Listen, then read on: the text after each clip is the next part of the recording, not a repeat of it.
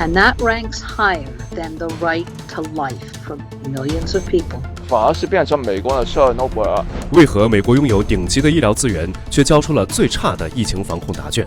资本主义制度衰落了吗？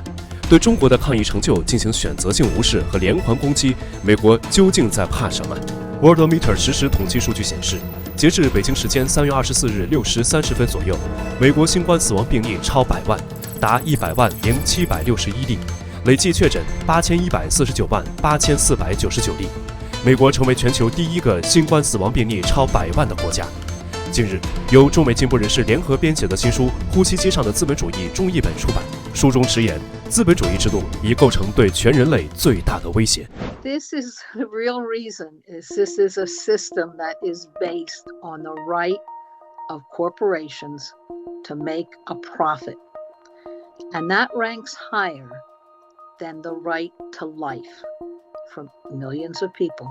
It's the way the entire system functions. It's how the government is structured, the media operates, the laws, the Supreme Court, the Constitution. And so it becomes a huge impediment in a crisis. It's the capitalist system, and it is also a very ruthless form of the capitalist system that exists in the United States today. 他们呢觉得呢，不应该坚决的去防疫，因为这样会丢脸，还没面子，是一个弱者的一个表现。他们一方面怕死，一方面也很爱面子，所以造成这个事情越搞得越严重。Now, actually, the biggest killer in the world is not COVID; it's hunger. There are more than 7 million people a year that die on a global scale of hunger. So here's a solvable problem, and yet it's not solved. Consider hunger is a disease that everyone knows how to cure, even a baby. It's not a mystery, doesn't take a special vaccine. But the capitalist system cannot end hunger, and especially here in the US. Now, China showed it was possible to end hunger and poverty for 800 million people. Now, there you can see it's a difference in the system. Well, freedom of press is a very nice word, but in reality, this is really the freedom of big media corporations to control information. And a message which really is counter to their view is not going to be allowed.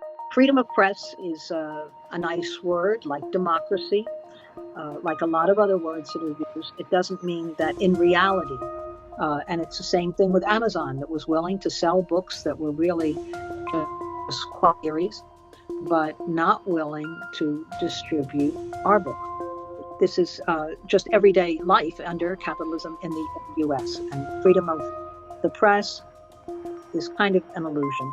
从历史上来讲，每隔几年有一群人对美国的白人的阶级生活利益产生威胁的时候，他的反应都会非常激烈，做他们的廉价劳工，洗洗厕所啦，剪剪草啦，炒饭啦，这种就是他们的思想。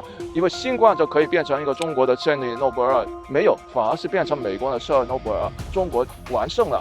在美国来讲，这个是不可接受。Certainly, it is a stunning disaster on the part of the U.S. This is terrible. The fact that China really in 2021 didn't have deaths from COVID. Now that should be an embarrassment and a humiliation. Instead, almost every day there's a story in the media as to how this proves that China is authoritarian, heavy-handed, a dictatorship, controlling. There's absolutely no look. You would think social scientists would be very interested in what China was doing. But instead, what has happened is the propaganda machine is operating at full force. At the beginning, they simply ignored it. There was no mention at all, no discussion of China's figures. Today, it is mentioned, and it is a routine criticism of China's zero COVID, and how repressive and terrible this is, and how free we all are to get sick and die, but how free we all are to ignore every safety precaution.